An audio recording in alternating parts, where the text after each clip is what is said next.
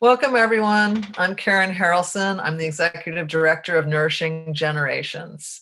Nourishing Generations, if you're not familiar with us, please go to our website, www.nourishinggenerations.org, to find out more about our nonprofit and info about our awesome classes and programs.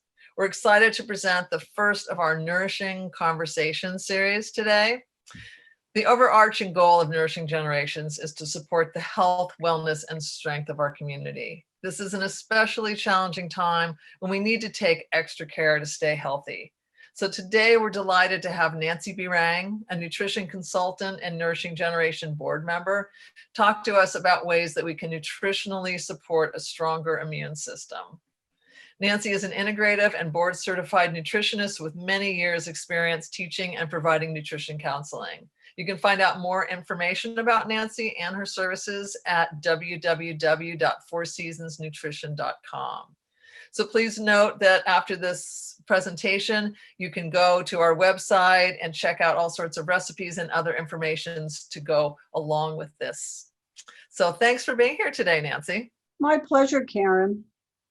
So as I mentioned, this is an especially challenging time, and many people are wondering what steps they can take to stay healthy and keep their immune system strong.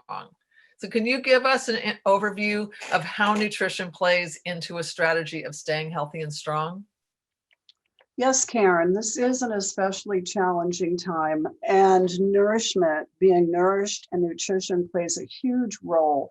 So this slide gives a little bit of an overview on how I view keeping an immune system strong. Number one, staying nourished and balanced. So if you notice down at the bottom, we have a sentence: increase health to decrease disease. So what you do on a daily basis, what you eat, how you breathe, how you move, what you eat and drink, that really plays a major role in just keeping you strong and nourished and resilient. And you notice we said that we want to build strength and we want to build resilience, immune strength and resilience, which means that we want to be able to be balanced, immune system to protect us against incoming pathogens, whether it be viruses. We want our immune system to be able to help us prevent cancer, but we also don't want an overreactive immune system. We want our immune system to be intelligent, and we want that resilience so that when we're exposed to things, we can deal with it and we can bounce back. So in order to be strong and resilient, let's be nourished, let's be balanced. Starting out with the basics, how do we nourish? We nourish by breathing, by taking in oxygen and oxygenating all our 37 trillion cells. It's really important to calm down, breathe. Yoga, other types of modalities that emphasize that mind, body, breath, very, very helpful. There are a list of resources that we can provide you, and there's a new book called Breath by James Nestor, and he talks about the importance of nasal breathing as opposed to mouth breathing and how much more effective it is to breathe through the nose. The other thing is breathing deeply as opposed to short breaths. So this is one of the ways that we calm anxiety, is by taking in our long, deep breaths. So that's how we nourish, we oxygenate. Then going down, it's what we eat. What do we take in every day?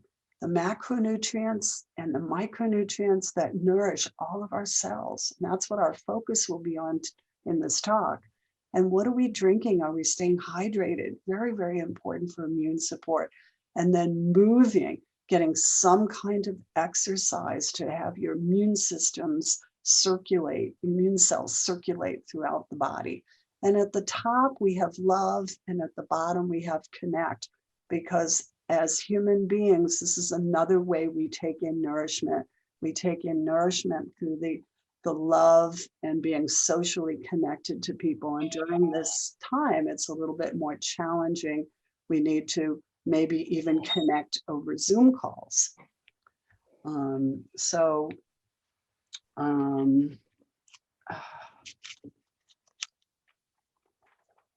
I'll give you a little overview of what is the immune system. The immune system is composed of tissues, organs, specialized cells, and chemicals that you can think of as being messengers. They tell stories. The immune system provides protection. It interacts closely with all other, quote, systems in the body. So the immune system is the body's military defense, and it's divided into different components. So you can think of the analogy as the Marines, the Army, the Air Force, the Navy, and the Coast Guard, and all these different players working together synergistically in this wonderful orchestra to keep you strong and protected. So one interesting fact is that 2/3 of the immune system in the whole body is centered in the gut. And when we say gut, it means the gastrointestinal lining. And that's what starts in the mouth and goes all the way down through the anus. And the reason why the immune system is centered there is because that's where the majority of foreign material is coming in. And the immune system has to decide, is this okay? Is this not okay? How not okay is it? We also have immune system in the lungs because we're breathing in air. So one important factor is that the immune system is connected to all other systems. And there's a huge, beautiful communication system that's going on.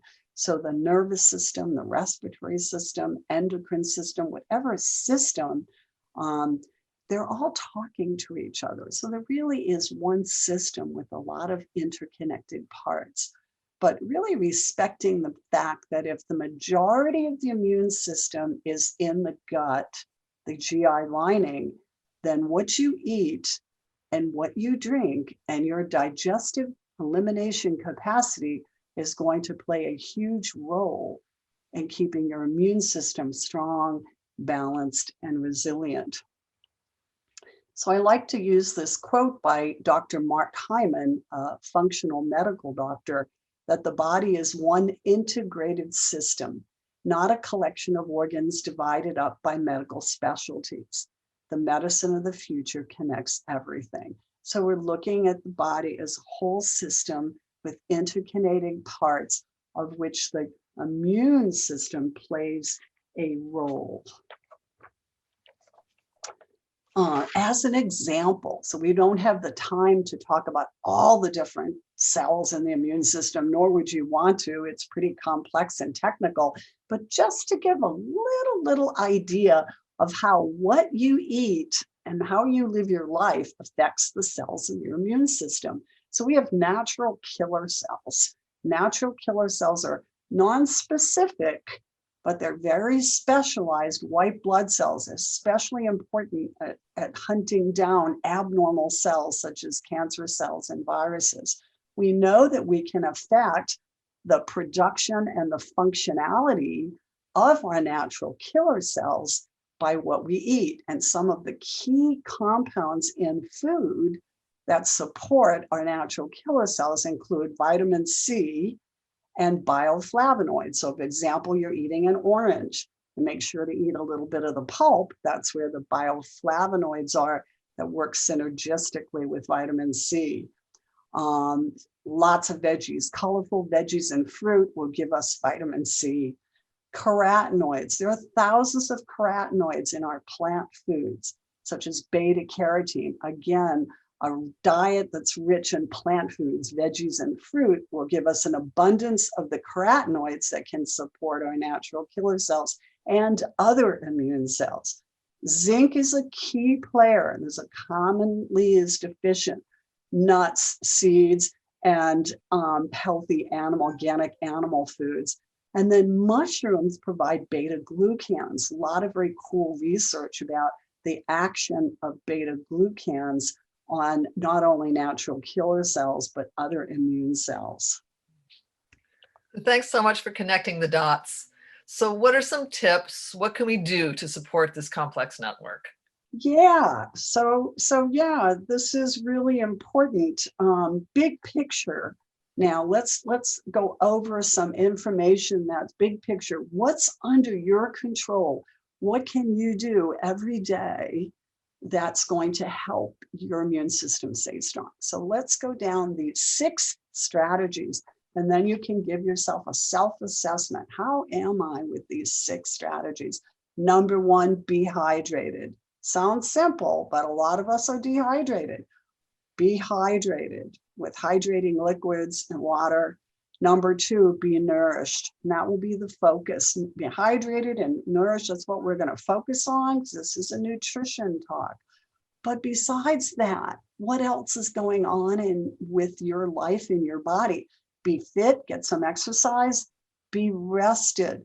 Getting adequate sleep and downtime is critical. Be relaxed. Easy to say during stressful times, but whatever you can do to calm stress and be relaxed is going to help you keep your immune system stronger. And then we know that being grateful, practicing gratitude, not every day is good, but there's good in every day, and just reassuring ourselves with positive affirmations. So increase health to decrease disease. Whatever you can do nutritionally, lifestyle to keep you strong actually plays a large role in keeping your immune system strong, balanced, and resilient. So let's start with the basics. Be hydrated. Dehydration is a big stress. And specifically, there is an antibody, there's an immune factor called secretory IgA. We abbreviate it SIG-A. And this is one of our first line of defense in our saliva, mucous membranes, in the mouth, in the respiratory tract, in the GI tract, in the lungs. And we know that if you're dehydrated, your secretory IgA will be less concentrated. We won't have enough of it. So this is going to really make it necessary for you to have your 8-ounce glasses of water a day. Of course, it's going to depend on the individual needs, the weather, your exercise. So a guideline is a quart to a liter a day of liquids. And this doesn't have to just be water. Filtered water is always recommended because we don't want to have a lot of excess chlorine and chemicals.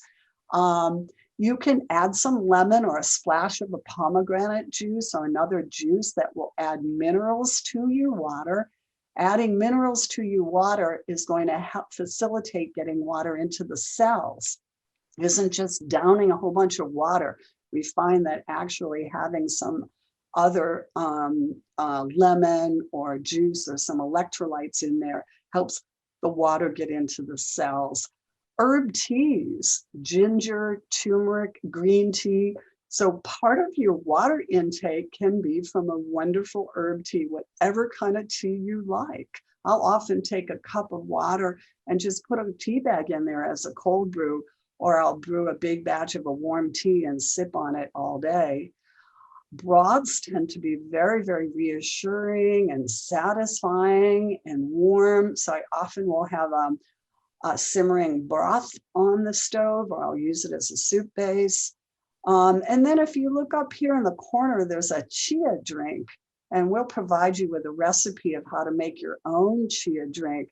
Chia is wonderfully hydrating. These little tiny chia seeds absorb 8 to 10 times their weight in water. And you can mix it in hot water, a tablespoon and a cup of hot water, and mix it very rigorously. Add a little bit of juice. It could be hot tea. And having the chia seeds is a great way to hydrate. Chia seeds also provide other nutrients such as protein and omega-3 healthy acids. So hydrating, number one, really important. Drinking tea for immune health. Did you know that tea has some of the highest levels of immune supporting antioxidants? Green tea, a lot of studies for green tea for preventing cancer, loaded in catechins. Black teas, catechins as well as theaflavins. Herbal teas, very high in a special huge compound called polyphenols. These are major players when it comes to fighting, to just boosting the immune system. So I agree. tea is such a great way. I always have my tea going. Is a great way not only to hydrate, but to take in so many nutrients.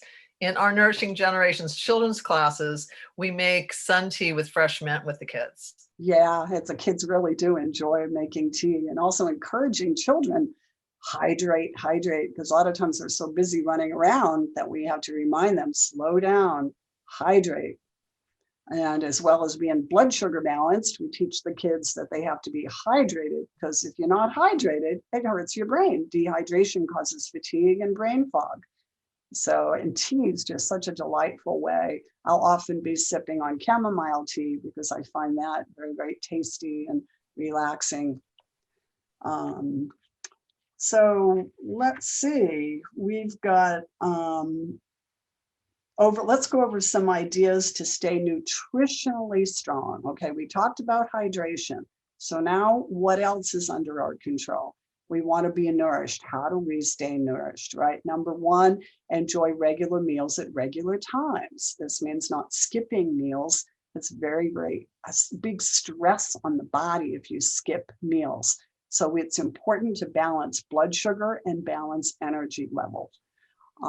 So setting up your 3 meals a day, in between meal snacks.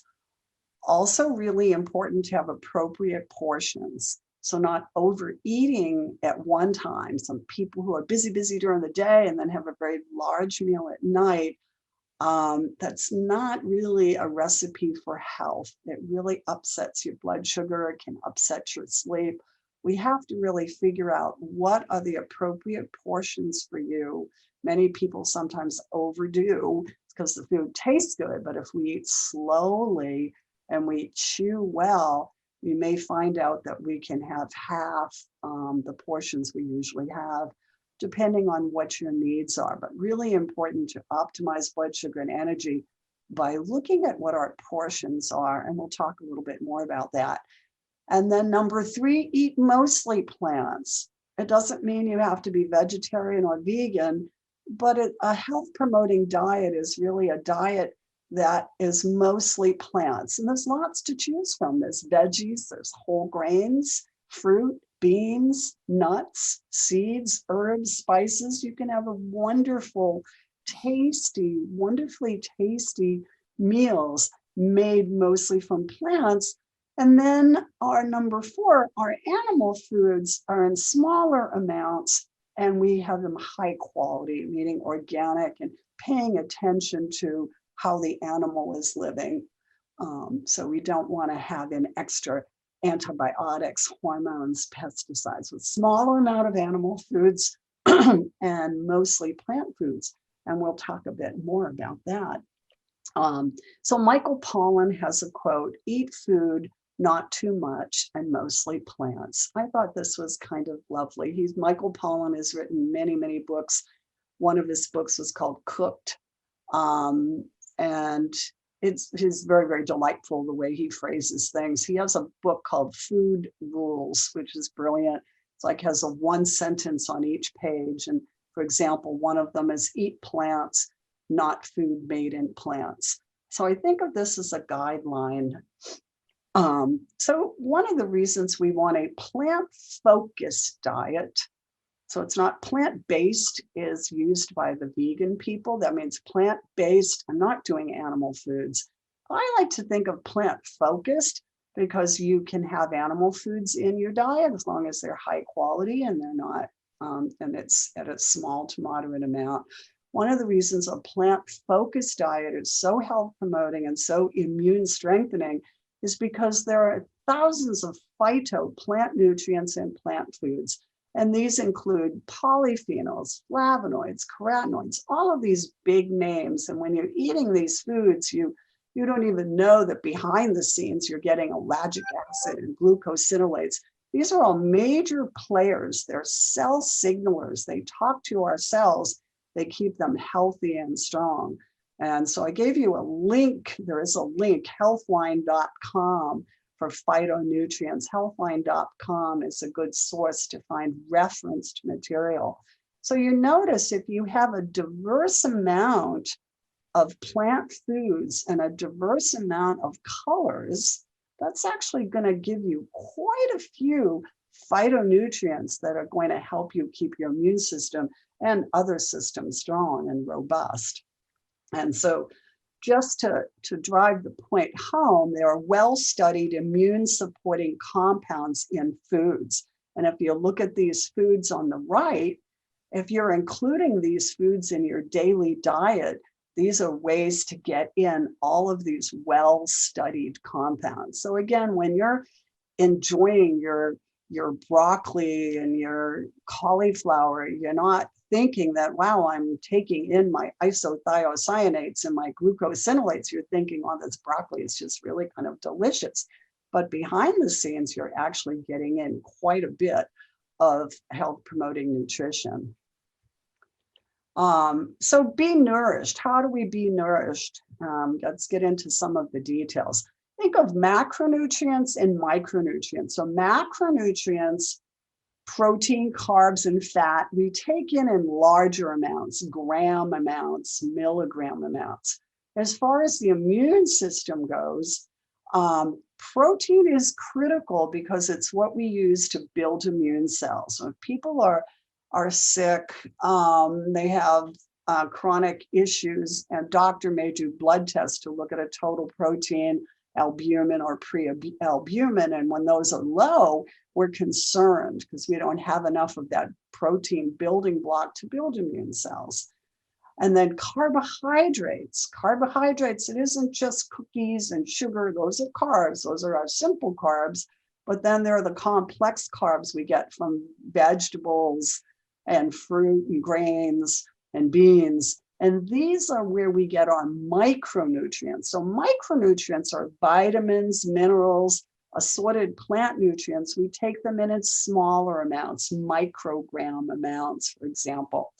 These are important because we need them to metabolize and utilize the macronutrients. So people who are doing a very strict keto or paleo diet, getting lots of protein and fat, but not getting a lot of vegetables, we're a little concerned we're not getting the vitamins and minerals we need to utilize the protein and the fat. And also it drives cellular energy pathways, our B vitamins, our magnesium. These are critical to drive our energy pathways. And then it feeds gut bacteria. Right? Gut bacteria eats the fiber that's in our plant foods, in the starches of our plant foods, and we'll talk more about that. And then fat, often a malaligned macronutrient, we need fat. Fat is a source of energy. Fat is a source of insulation. It's a hormone building block. As far as the immune system goes, one thing fat does, it helps us absorb fat-soluble vitamins, vitamin A, D, E, and K. Vitamin A and D play huge roles in keeping our immune system robust. We don't have fat in the diet, we don't absorb these immune critical fat-soluble vitamins. That's a bit of an overview. And then a little information on micronutrients. So our vitamins, our minerals, and then all of our plant nutrients. For example, polyphenols, a large group of immune enhancing food compounds. They promote immunity. They help to regulate the intestinal mucosal immune response. Remember, we talked about secretory IgA being in all of our mucous membranes. So polyphenols help to regulate the action of our secretory IgA.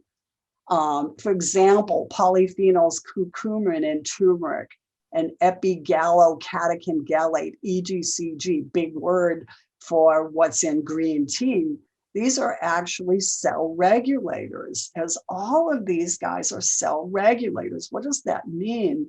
It drives epigenetic changes. Epigenetics is we have genes in our cells, and how those genes get expressed are affected by environmental factors, including dietary compounds and lifestyle influences. This is a fascinating area of nutrition, nutritional genomics and epigenetics. It means that you're not just your genes, How your genes get expressed is determined in a large way by environmental factors. All right, so this is really a big concept. So when you are having your diet with your plants and vegetables and your healthy proteins, you're actually affecting how your genes are expressed. And so it's really important that we pay attention to having a healthy diet. Thanks, Nancy. This is great information. So how can we put this together in terms of making a daily meal? Yeah, good question. Let's get practical. You're like, oh, wow, this is a lot of geeky information. So how can we like make this real? Okay, think about a plate. If I want to have an immune enhancing meal, let's divide it in half. It should be vegetables, half vegetables, any kind of vegetables, many kind of vegetables, abundance. So I may have some steamed broccoli, some steamed cauliflower, maybe some carrots, and maybe on the side, I'll have a salad as well. And then 25% of my plate will be a protein source. And then about 25% of my plate may be a starch. And that will give me the carbs that we talked about. And then we're going to have some fat. So the fat may be part of the protein.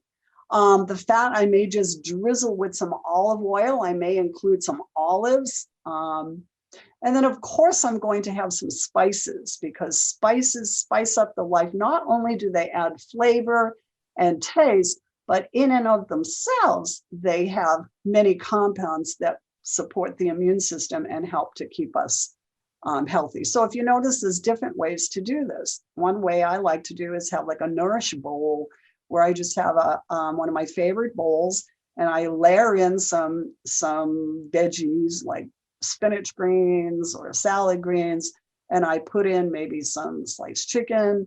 I put in chopped onions, maybe some nuts, some sliced avocado, maybe some pomegranate, a little bit of hummus, and I may drizzle this with some olive oil. So these are just some kind of ideas. So a balanced meal is typically some veggies, non-starchy, like about 50% of the plate, some starch, about 25% of the plate, a potato, a sweet potato, wild rice, quinoa. I sometimes like to mix brown rice with lentils to get some more protein and fiber, or maybe I want to have some bread. Some protein for most people, 25% of the plate. Organic animal foods, fish, beans, even mushrooms have protein. You don't have to have animal foods to have a complete protein. You can have a whole grain and a bean and veggies and mushroom, and you'll be good for your complete protein. You don't need complete protein with every meal, depending on your individual condition. The liver's really good at storing protein, storing amino acids. So every meal does not have to have complete protein, and every meal doesn't have to have an animal food. And then always some healthy fat, so we can absorb our fat-soluble vitamins. Olives are one of my favorites, one of my favorite snacks, or I'll put olives in a salad. Coconut oil, I like to cook with coconut oil.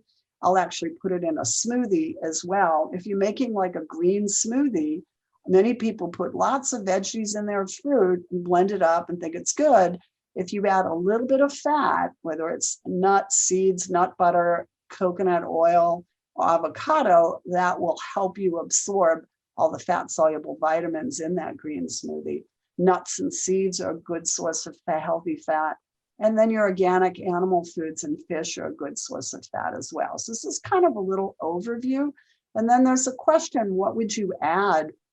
Where we'll talk a little bit more about how you can enhance this meal to make it more health promoting and immune enhancing.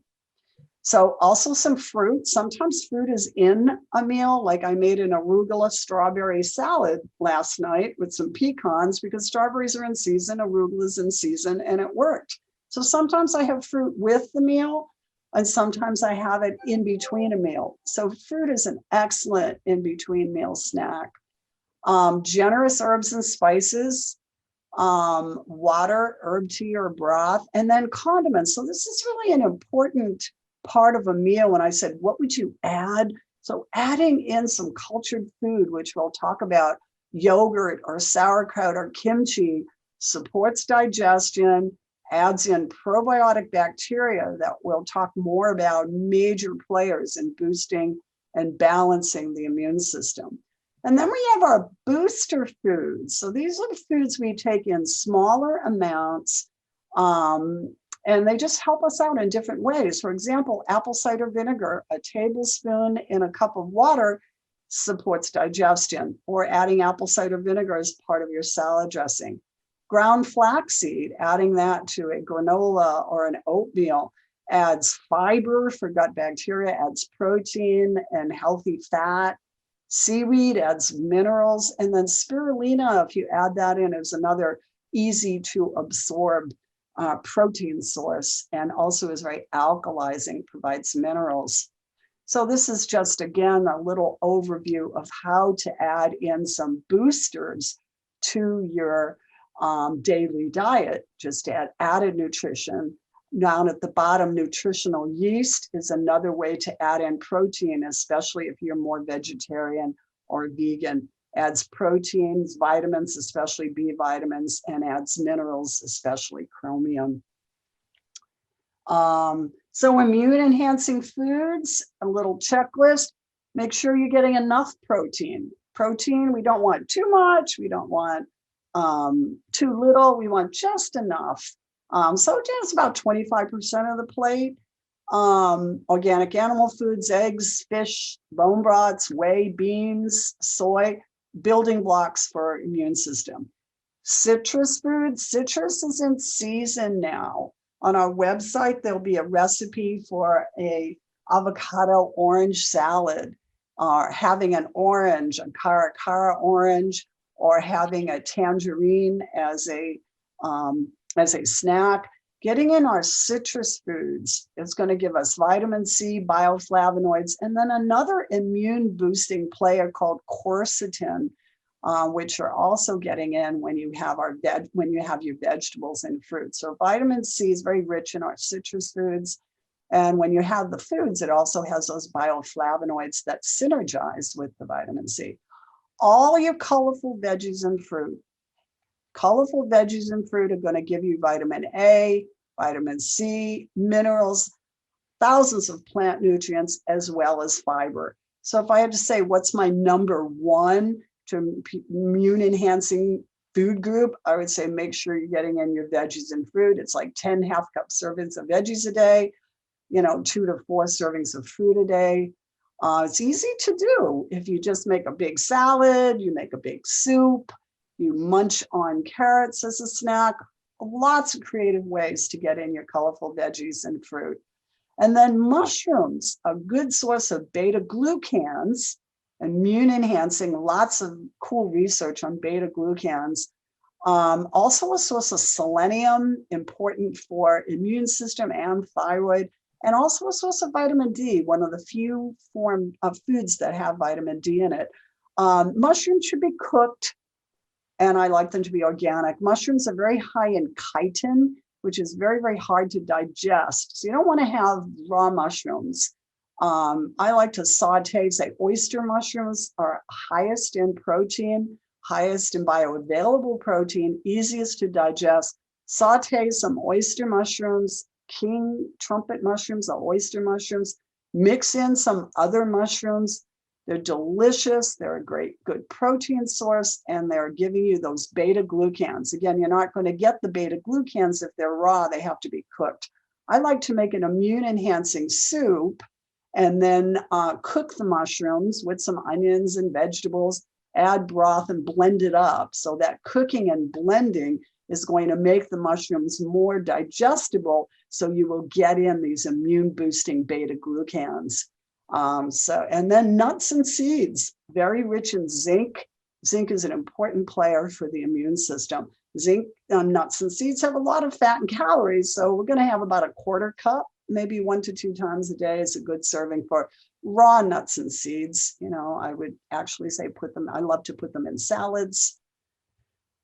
So here's like some ideas. So for example, get creative with your salad. I'll add an artichoke hearts just to get extra fiber. I'll add in some pecans to get some protein, some salad greens. Maybe add in some pomegranates, maybe some pieces of satsuma. Get creative with your salads. It's one of the best ways to get in immune boosting goodies, all those polyphenols and all kinds of others. Asparagus is in season this time of the year. Organic asparagus is affordable, so I like to saute it a little bit in some oil with some other veggies, and then I blend it up in broth, and I make an asparagus soup, which is delicious this time of the year. Or just lightly steaming your asparagus. Asparagus very high in fiber, very high in glutathione, which protects our cells. A nourished bowl, which we talked about, just like a different variation of a salad, creative ways to get in veggies. Wraps are awesome. This is lately what I've been doing is getting radicchio or endive and putting in a tuna avocado salad or a sardine salad as a beautiful presentation, either as a snack or a lunch or even part of a dinner. So again, maximizing getting all our veggies. You can wrap up collard wraps, and you can put any type of protein source and vegetables and saucing it up. Fun, creative ways to get in lots of veggies and plant foods. Yeah, so it's springtime. So welcome our spring greens, right? So right now, dandelion, you can go pick some if you think it's clean and wash it. I like to just munch on dandelion, or I'll put it in a salad. So we have a recipe on our website for sauteed greens. It can be any type of kale. Kale is abundant now, chard, collards, any of these greens. If you go to farmers markets, a great place to get greens. Saute them up in olive oil or ghee or broth and add spices and you're done. And you can combine it with some spinach. You can have some of these guys in a salad. You can put them in a soup. So looking at what's available. If you go to the farmer's market and you see there's abundance of these foods are what are growing in the fields right now. And it's spring, it's time for liver, and it's a liver cleansing time. And the plants know that this is what we need. We have this wonderful synergy going on with plants that are growing now. If you pay attention, what's growing in the fields now are some of our bitter greens. When we have them, it actually helps support our liver health. And this is a time of supporting liver cleansing.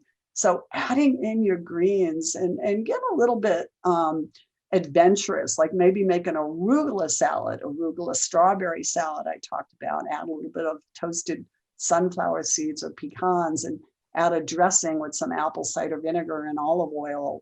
I like to add a little miso to that. So just paying attention to what's growing and maximizing on our plant foods. Enjoying what's in season, asparagus, artichoke. We're so lucky we live in California. So down here is spring garlic, which is coming towards the end of its time. This is a immature garlic that they pull before it's ready. Delicious. You can just eat it like a breadstick. It's super high in quercetin. We were talking about quercetin as being a unique and very powerful immune system modulator. But again, paying attention, what are these spring garlic? If you see them at the farmer's market, garlic, very high, very liver supporting food. It's delicious, antimicrobial, and artichokes are just awesome, really high in fiber. So yeah, such an awesome time to partake of what's growing in the fields. Of course, eat a rainbow. So this is one of our strategies, right? How do I know I'm getting in as many different polyphenols and other immune boosting foods? Are you eating a rainbow? Are you eating your reds, your orange, your yellow, your greens, your purples? So try to diversify your plant foods. So this is some of our kids, Karen. This is Eat a Rainbow. This is our kids from one of our classes. I'm so glad you're mentioning Eating a Rainbow because this is one of our favorite classes. The kids love doing this class and they create just beautiful dishes. Yeah, it's really kind of cool. So starting early, this is how Nourishing Generations is, get kids used to that palate of eating vegetables and wanting the taste of all the different kinds of vegetables and fruits. So do a checklist. Are you eating a rainbow every day? Right? I remember one parent of one of the kids in our class came to us and said, my little kid's driving me crazy. She didn't go to bed the other night because she didn't have anything purple. All right. We said, okay, it's all right if you didn't have something purple today. We'll try to get something purple tomorrow. That's okay too. So it was really reassuring for us to know these kids were going home and sharing what we were having them do. Okay, so now we're going to get to one of my favorite areas of immune enhancing foods, and this is one of my biggies: cultured probiotic foods, often called fermented foods. So these are our ferments: our yogurt, our sauerkraut, our kimchi, kombucha, and then there's a whole bunch of other kinds of fermented veggies. There's beet kvass. You can get some of these in farmers markets, and you can also make it yourself. On our website, we have a recipe for a carrot kraut, a sauerkraut carrot. Because people say sauerkraut, they think, I don't really like sauerkraut, but sauerkraut has come a long way.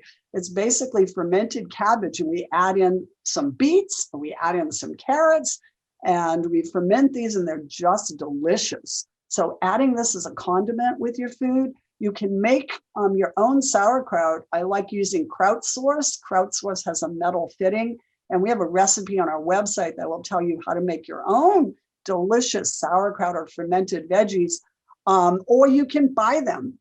You can buy them at the stores. Sometimes as an added boost, if I feel like I may be coming down with a cold or I've been exposed to somebody, I'll just do a boost of a highly concentrated probiotic food like a BioK or Eco or some type of probiotic concentrated food, or even some of the yogurts out there have a high amount of cultured foods. And I think that it's so important to take in these probiotic bacteria in a food way, because that's what starts that cellular signaling. Having the cultured food in your oral mucosa, it starts with this wonderful cellular communication. The probiotic bacteria communicate with your cells, your immune cells in the mucosal lining, that's secretory IgA factors as well. And this starts an immune enhancing signaling. So it's all about cell communication. We find that the probiotic bacteria play a large role in the cellular communication. The other thing about having cultured foods in is they help displace any bad bacteria that's coming in, bad bacteria and yeast. So I like to think when you're feeding your body, feed your microbes. So what are you taking in? Is it actually feeding your beneficial bacteria? And the way you feed your beneficial bacteria and help them stay healthy and say, thank you for all the wonderful free labor you're providing me, enjoy an abundance and diversity of plants. It's plant fibers that feed the gut bacteria. So this interesting study about people who had the least incidence of all chronic diseases, people who just don't get the chronic diseases. And the number one factor is they had a diverse amount of gut bacteria.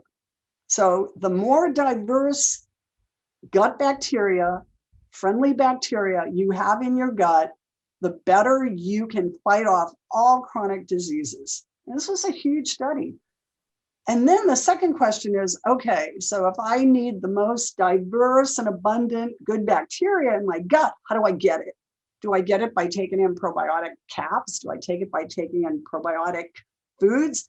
That's what you would think, but actually no, they found the best way to get the diverse, healthy bacteria in the gut is to make sure you're getting an abundance and diverse amount of plant fibers in your diet, right? So different kinds of veggies, different types of grains, different types of nuts, different types of fruits, just diversifying your diet, and abundant plant fibers is going to cultivate diverse, healthy bacteria, and that's what keeps you healthy.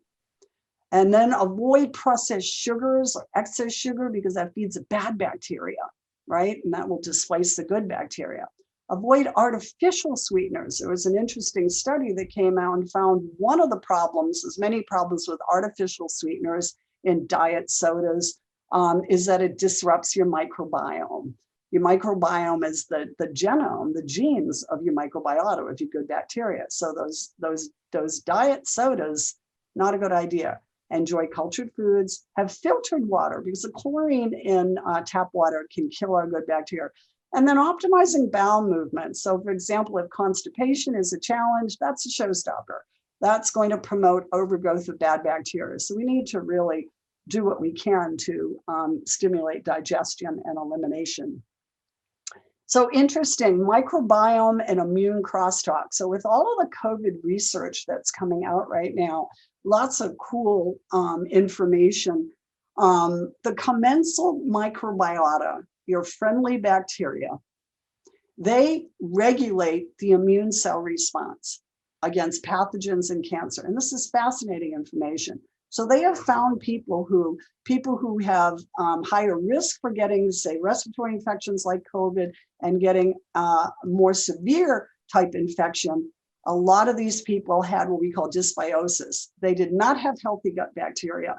So poor gut bacteria, lower immune response, higher risk for respiratory infections, cancer, and also more severe infections. So we know that the friendly bacteria is needed to fight viral infections and cancer. And then another interesting fact is that it modulates the inflammatory response. So we know that when you get an infection, the immune system responds with high inflammatory messages, increased inflammation. That's how the body fights infection with inflammation. And then after the inflammation, after the fighting's done, the inflammation is supposed to be called off. This is where the problem came in with COVID, is this cytokine storm, this inflammation process that didn't get shut off, and it starts attacking its own body. What they have found is people with dysbiosis, people with poor bacterial gut bacteria can't shut off that inflammation. So it's like a double whammy. Low gut bacteria, poor gut bacteria balance, increased risk for getting the infection, increased risk for severity of the infection, and then increased risk for side effects from how your body reacts to the infection, because the gut bacteria modulates the inflammatory response. And so this was actually kind of fascinating information that has a lot of ramifications. And we'll talk about this a little bit more. So there's the gut-lung axis. You can tell that I'm really excited about this stuff. So the gut-lung axis, remember, the gut has secretory IgA, has the immune system. The lungs has the immune system. So there are commensal bacteria in the gut and in the lungs. And the fascinating thing is that there's crosstalk, that the gut bacteria talks to the gut bacteria in the lungs. And so healthy gut bacteria talks to the lungs and gives healthy messages. We know that we need a healthy balance of gut microbes to support lung and overall health. And this is another fascinating bit of research that has come out. So whatever we're doing, that we're eating, is going to ultimately affect the immune system in our lungs as well. So this is just a diagram that maybe looks a little bit too geeky and technical, but this is what I was talking about. Look at the purple triangle. The purple triangle is your gut bacteria. Your gut bacteria, called your microbiota, right? And its genes are called the microbiome. Sometimes you'll hear microbiota and microbiome used interchangeably. It maintains immune homeostasis, immune balance. So when the immune system is fighting something, an infection, cancer, it gives a pro-inflammatory response. And then after that pro-inflammatory response has done its job, it gives off anti-inflammatory response, Treg cells and others. And it's that balance. And this is what we find, that people who are getting really severely affected by COVID-19 are people whose immune homeostasis is not there. So what we want is a balanced immune response. And the take-home message from this slide is that the gut microbiota is going to help you maintain that balance of immune system. And what you eat is going to determine your gut microbiota makeup, and also taking antibiotics. There was a cool study of people who had taken antibiotics and they had a lower response to cancer therapy, immune therapy. And the reason for that is that they needed gut bacteria in order for the immune system to respond, to get the benefit of that immune check inhibitor, of the immunotherapy used in cancer. So immunotherapy used in cancer, you don't get as good a response if you don't have healthy gut bacteria. Okay. That's fascinating info about the microbiome, Nancy. Now, could you tell us, are there any foods that we should be avoiding? I'm so glad you asked. So we talked about it a little bit. Excess sugar. We talked about how excess sugar can feed bad bacteria and crowd out the good bacteria, but it also lowers your vitamin C, and which will lower your white blood cell function and specifically your natural killers function as well. So what's excess sugar? So, fruit is okay. Having a cookie, 1 or 2 cookies is fine, but you start having cookies, too many candies, you have like a sweet craving all the time. That's something that's not helpful for your immune system. And then processed foods with poor quality ingredients, oils and meats, they tend to be stress for the body. And any of the processed foods, artificial dyes, artificial sweeteners, we find that those can have a disruptive effect on the microbiome. In addition, it upsets glucose insulin metabolism. Again, that's a stress on the body. Any stress on the body is not going to be good for our immune system. So I know that food is the #1 way to take in nutrients that we need, but could you touch a little bit on the use of supplements for immune support? Yeah. So of course, food first, right? And so these are the immune regulators, and I like to think of these as, if you have a deficiency in these, it's going to suppress your immune system. So of course, we want to be getting all of these in food, but sometimes we need more, especially during times of stress. So I put some of these down. Let's go to what I consider the most important ones. Vitamin C with bioflavonoids, in addition to getting your wonderful oranges every day, really important for immune cell production and function. So you could take a vitamin C supplement. Healthline.com is a good source to find vitamin C rich foods or other nutrient rich foods. Of course, if you have a particular condition or a treatment, check with your medical doctor before doing supplements. Not all supplements are for all people. So before diving into self-medicating with supplements, do check in with a healthcare practitioner and make sure that it's good for you. And then the other thing is, make sure that you're doing high quality. You could check in with a healthcare practitioner regarding, hey, what's a quality vitamin C or quality herb or supplement?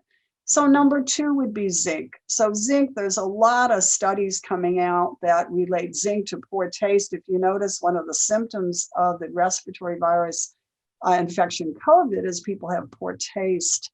They lose their taste. They are thinking it may be related to zinc deficiency, because we know zinc deficiency is often connected to taste. We need zinc for our taste. So I like to go a naturalized food-based. If you are low in zinc, you have a low immune response. So what are foods high in zinc? We know that nuts and seeds. We also know that animal foods are high in zinc. So vegetarians might be at a higher risk for zinc. Even if you have zinc in the diet, they're finding that zinc is one mineral that is commonly deficient, because even in the best digestive system, we don't absorb it so robustly. So zinc deficiency is very, very common. So zinc is something that we often add in as a preventative. Vitamin D is huge. So the data is pretty robust on low vitamin D, higher risk for just about everything. Respiratory viruses, cancer, heart disease. Vitamin D is necessary to activate immune cells. I like to take vitamin D with vitamin K, because vitamin D is really a hormone. It tells stories. One of the stories it says is to absorb extra calcium and to excrete less calcium from the kidneys. Where's that calcium going to go? We want it to go to the bones. And vitamin K is what directs calcium into the bones. So you can get a vitamin D with a vitamin K is usually, if you're going to take extra vitamin D. Sometimes if you're taking a multi and it has D, it'll have K, perhaps that's enough for you.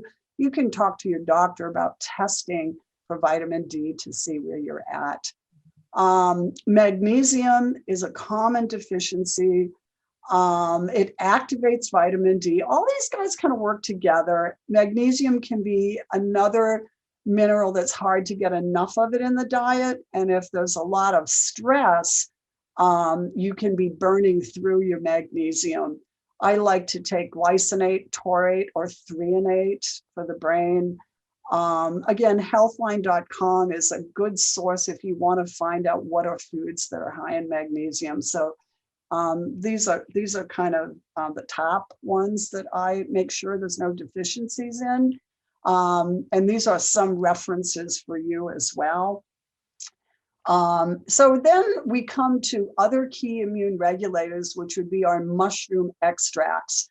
And typically these are taken in supplement form. In other words, we can't eat enough mushrooms to get in the doses that have been shown to have a very strong effect on immune system.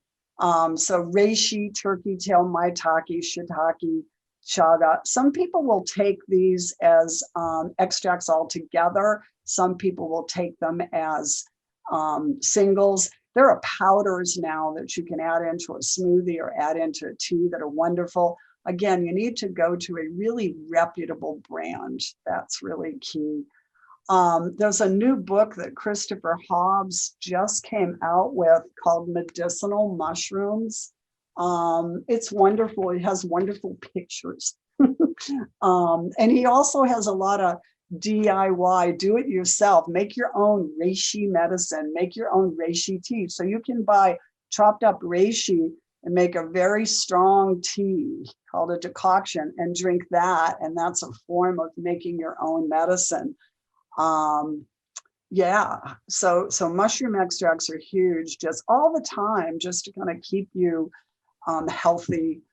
Adaptogenic herbs, and here's a list: astragalus, eleutherococcus, ginseng, holy basil, rhodiola, ashwagandha, cordyceps, and sometimes reishi is part of that, the mushroom. These can be a blend, or they can be taken individually. And they're finding that this helps adapt to stress. And we know that stress can deplete the immune system. So adaptogenic herbs are one of my favorite to promote health. And I gave you a reference for that. There's a reference for that at the end of the PowerPoint. Quercetin. So quercetin we get from food, but quercetin people are taking now because it really helps with allergies. It's a natural antihistamine. So vitamin C is a natural antihistamine. Quercetin, some people take lozenges. It synergizes with vitamin C and it facilitates zinc absorption. So some people are taking extra doses of quercetin in addition to what you're getting from food. Selenium and also melatonin. So melatonin, the immune system runs on a circadian rhythm, as does melatonin. So the sleep cycle, we know that sleeping well is really important for the immune system. But as we age, the pineal gland that makes melatonin kind of shrinks a little bit, and we may not have enough melatonin. So taking extra melatonin has been shown to have a boost on the immune system, or specifically like if people are low in melatonin and having sleep issues, that's actually been associated with lowered immune response. So lastly, Nancy, besides what we eat and drink, what about lifestyle factors? Yeah, and so that everything is together. Remember that initial diagram that we opened with? It's everything that you do. It's what you eat, it's what you drink, it's what you think. And this is why we say positive affirmations are so important, and being rested.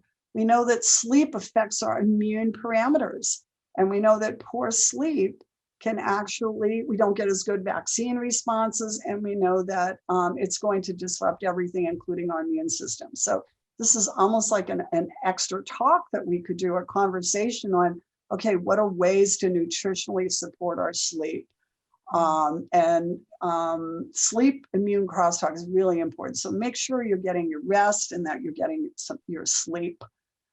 Be fit, get exercise every day. We know that exercise supports immune cell production and function, and also circulation. Exercise is how the lymphatic fluids are circulated around. That's how our white blood cells get around. We know that exercise increases natural killer cell activity.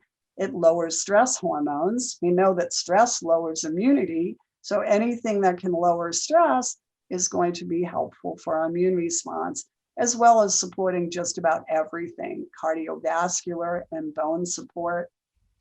Be relaxed, so easy to say, right? So what we don't want to do is get you stressed about being stressed.